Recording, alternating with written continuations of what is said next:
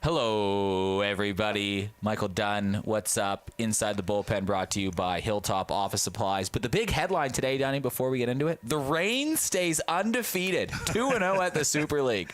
Yeah, we've had to call it again. The field's not playable again today.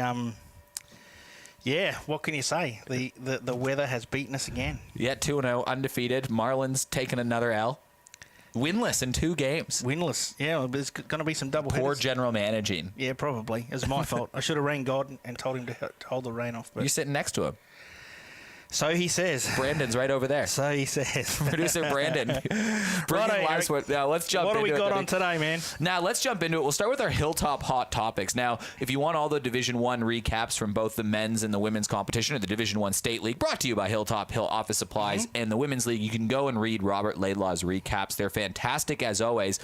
A lot of close games, a lot of comebacks, but we made our predictions, and this is going to be a classic Week 1 overreaction, maybe, but that's what we're here for. We're here to overreact. Goodwood. They lost 8-2 to West Torrens. West Torrens defending champion, gun pitching, we get that. But they lost 8-2, and then that just got us kind of reflecting.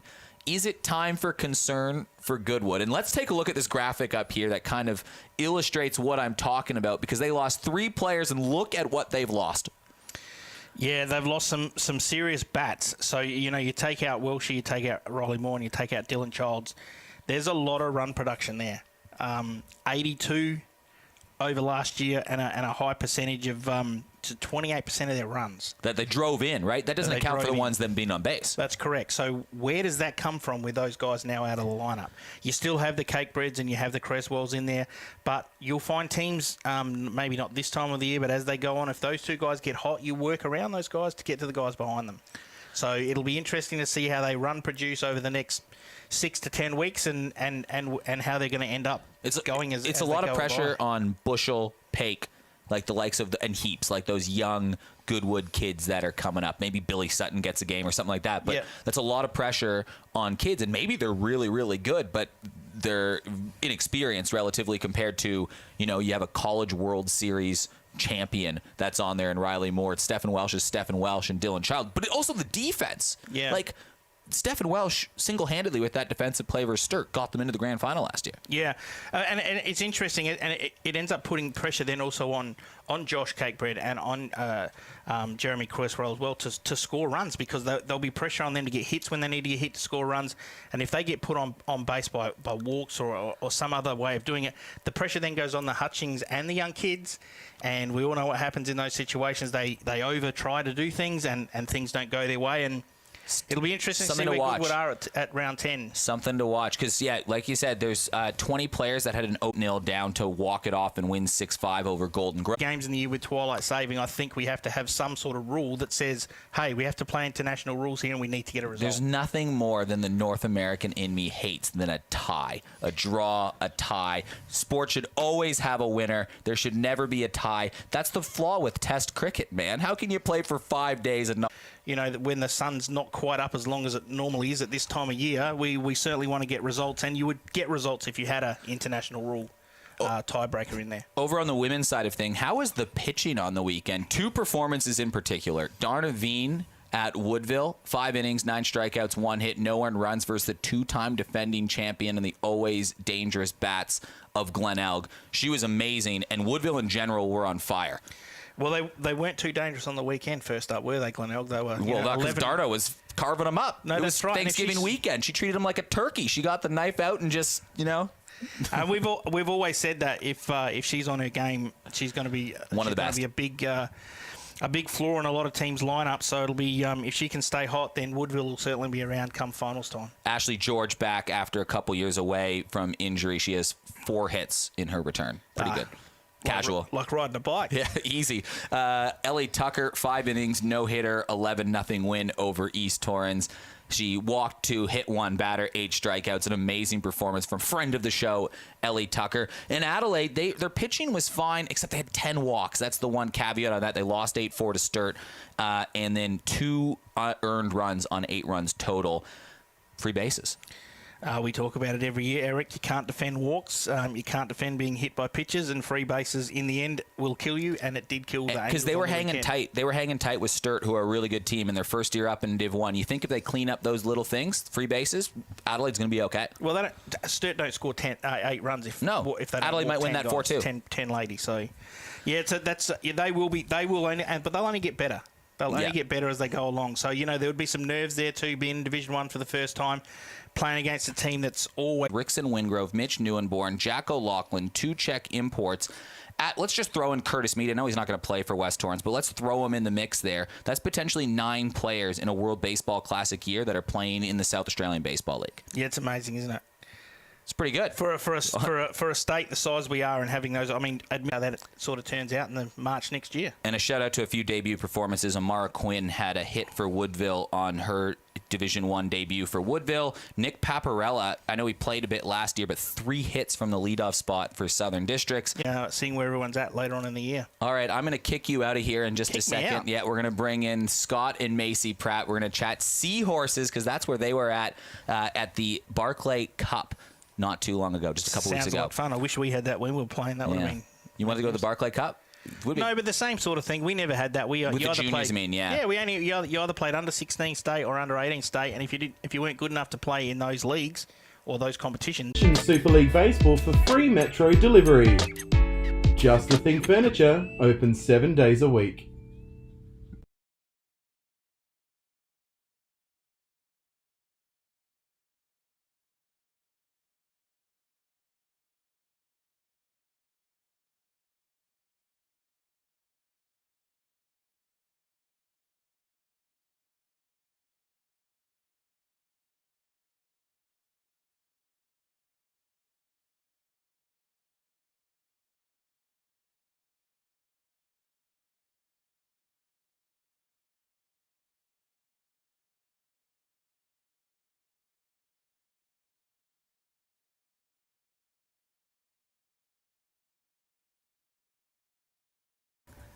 A Ballnar between 2 Pratts. Lucky me.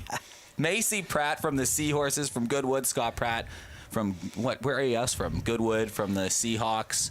Beaten by the rain tonight. Yeah, beaten by the rain. Easy win too. Yeah, well, it would have been. You had a gimme game and rain walks it out. Yeah, would have loved to spend some time with Michael, but anyway. Yeah, but you get to spend time with me. With you, mate. And yes. Macy as well. Wins though. Oh, it was outstanding. Yeah. Because you were one of the coaches on the team. Yeah, look, we started with the charter tournament in April. Got a group of girls together and had a great time. Played against the boys and had some tough times out there. But the spirit with the girls was outstanding, and we had Dion Tearley from Adelaide. He was our coach and did a great job leading the team, and had Bianca. Cool things going around was this video. What is happening here, Macy? I think we're doing the nut bush in this. So they were doing the chicken dance, and they invited us over, a couple of us. So we ran over and did the nut bush with them. So how many teams? Like this is 1, 2, 3 teams. Yeah, there's Queensland, South Australia, Victoria. I think there were 2 Queensland teams. I think both of them were there. So this is minutes before the game. Yeah. So people that know me, I'd normally be just stewing over this, but I've learnt to... Like your dad. Bira was a bit of a new app. Dad's even got it. well, I had to be part of the team, right? So one of the challenges was to take a photo with someone from the other team. So we did it with Queensland White, and we ran over to them. And then I think that's how we sort of started making friends with them. Mm. That's awesome, because I think one of the cool parts, like yesterday on this Giants podcast I host, I was talking to Andrew Scott, and he was saying one of the fun parts about going on road trips when he was playing for the Giants was just the camaraderie that you get from traveling with a group of people that are the same. And you would have felt that as well. Definitely. Right? Did you feel that even with some of the girls in SA that maybe are on different clubs? Now all of a sudden, like, are there some girls there that maybe you were friends with before, but now you're like best friends with because you go through an experience like this? Yeah, I think definitely we're playing. Help me see my abilities, and under pressure situations, see if I could come through, which I think I did sometimes. And then Pratty, take your dad hat off, put the baseball SA or baseball in Australia hat on for women's baseball in particular, because 5 years ago we didn't have a competition like this. We didn't even have an ABLW, which is still trying to grow and figure out what that is, and the competition What does stuff like this say about the growth of women's baseball in South Australia or in Australia in general? Oh, look, to watch where it's going. It's great to see and great to be a part of. You know, we had Carly Moore, there's Bianca, Georgia Davis. So we've had all these girls that have come and helped. So it's a great community, really. And do you want to be a Giant one day if you could get to that level to play for the Giants? Yeah, I think that'd be fun, following Dad's footsteps. Yeah, that'd be cool. I don't think we've ever had a father-daughter combination play for the Giants, have we? Might have to do it now. Well, Is that the goal? Is that the challenge out there, Macy? Yeah, that'd be fun. So what's your what position? Like consistency. Like when What does that mean? when I perform well, it's like not always consistent, just depends. And I feel like I need to keep practice up, keep my standard to the best possible, throw the strikes, hit the ball, you know. And Pratty, what would you like to see out of women's baseball this year?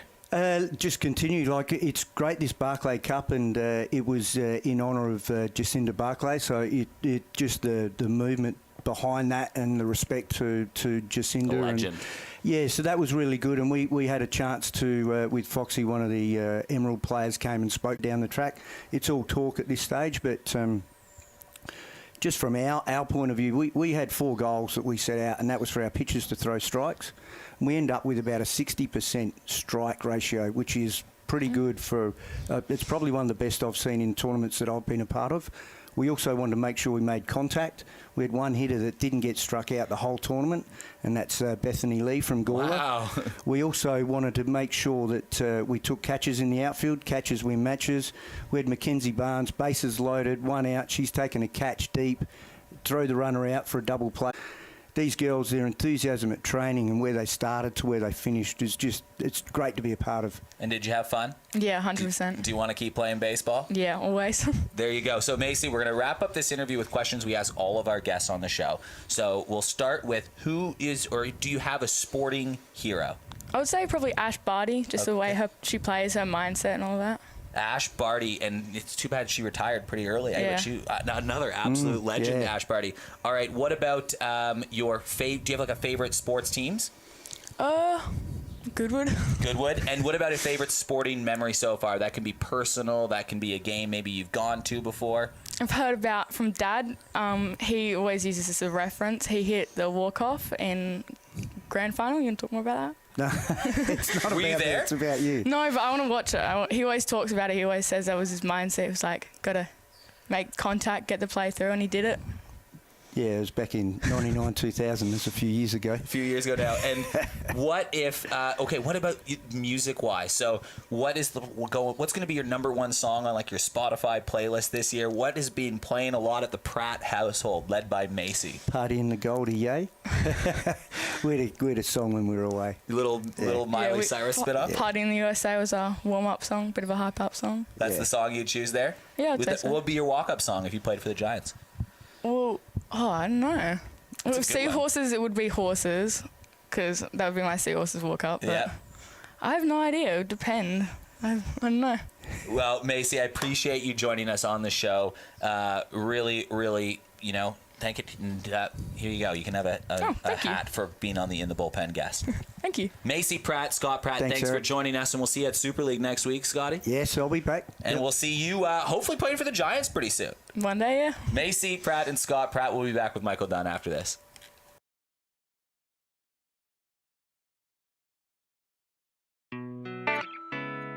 Looking for the finest in household items to complement and complete your dream look? Just the Thing Furniture Warehouse pride themselves on the best customer service, communication, and quality furniture.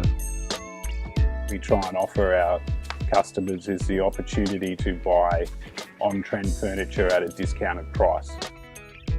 Go see Super League Baseball sponsor Just the Thing Furniture for their wide range of quality furniture to find the perfect item that will complete your home and suit your budget. Mention Super League Baseball for free Metro delivery. Just the Thing Furniture open 7 days a week.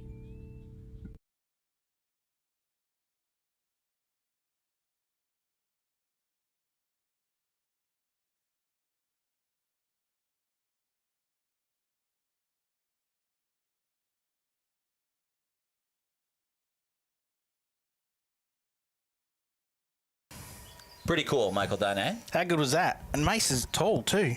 Like, she's tall. She's going to have some commentary experience in the future. She'll be better than her old man. That's not hard. We should get her on some of the broadcasts. Maybe. Let's do that. Macy, you're still in the back of the room. Just give us a thumbs up if you want to come on. Oh, we got the thumbs up. How about... Yeah, that's right. Macy actually does have some experience. Patty and I called a game with the Aces and Giants once, or the Bite at the time, and Macy was up in the broadcast booth with us. You know what I reckon the game that Mace should do? Women's All-Star Women's game. All-Star game. Macy, Let's you're get on the on that call one. for that? We've recruited Macy Pratt for the Get her Women's to All-Star sign game. a contract, get her Sorry, $500,000. Bratty, you're off the call for that. Macy's in. There we go. I like it.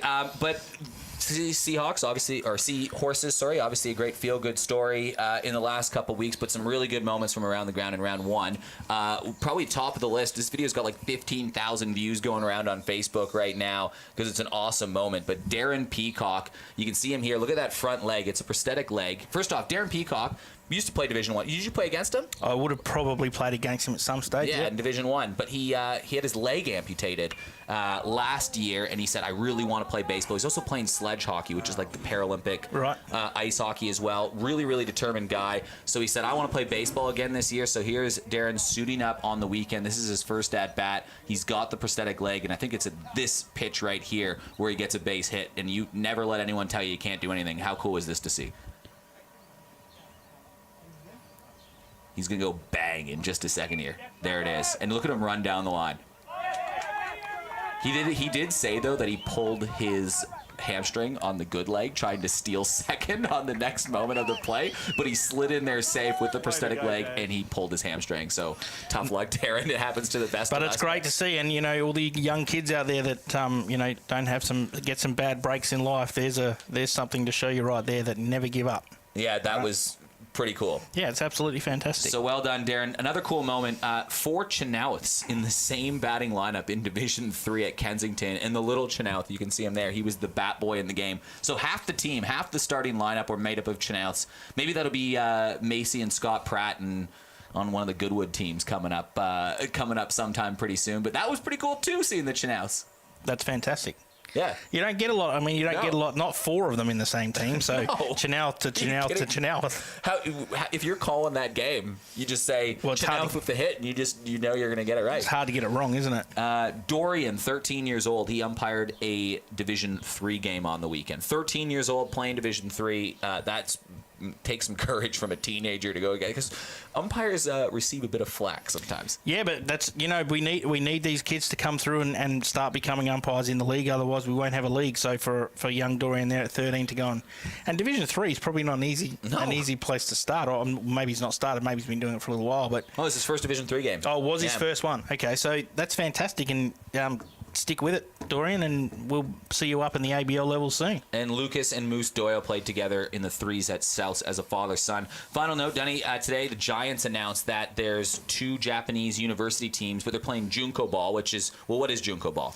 Well, Junko's it's a sort of a hard rubber baseball, so there's no actual baseball seams on it. There's a rubber seam on it, but there's no actual seams on it. It's just one complete ball. It's still a baseball. It's not quite as hard. In the same game. In the same, it's this baseball game's exactly the same. The only difference is the baseball. It's just like a hard rubber ball. And these kids are legit. If you get to see them when they're out here, some of these kids are really good. So it's 2 university teams made of Japanese players coming here. They're going to play the next generation Giants, which is basically going to be young South Australians in that Junko tournament. I don't know the roster, but you probably look at the Seahawks Super League lineup today, where you'd have your Paparellas and your Bushels and your likes. I don't know what the roster is. Those younger kids get a chance to play and stack up against the. Well, it'll be most of the guys in the HP program, probably a few out of the Tier 2 program as well that we ran over the winter, and made up with some other guys that are probably on that cusp of ABL level or above. Some guys out of Super League as well that are probably not playing ABL. There's some of those guys that will be in as well. So they'll be competitive, and they'll need to be to play against these guys because these guys are really good. Cool opportunity you wouldn't normally get in a baseball season to now play these extra 3-4 games versus this competition. Yeah, and it's great for South Australia. There's about 100 people coming out here, so it's good for the tourism side of things as well, and they get to play at our field and they get to see the culture of what happens in Australia and South Australia. And this is not the first time they've been here. They came back. They were here before COVID as well. So and they obviously love it here to come back 3 years after COVID. They're back here again, which is a great opportunity for South Australia and the people who have put it together. And we look forward to having him here and showing him how South Australia does things. That's all we got. Get out to the ground this weekend. Go support your local club or go watch a baseball game. The State League on Division 1, 2, 3, 4, 5, 6, 7, 8, whatever it is on Saturday. Women's on Sunday. Yep. Should be a good weekend. Yeah, we'll be out there watching some games and we'll have some more interesting comments for next week's show. Let's see if Goodwood get it done. Let's see. See you then. See you later, guys.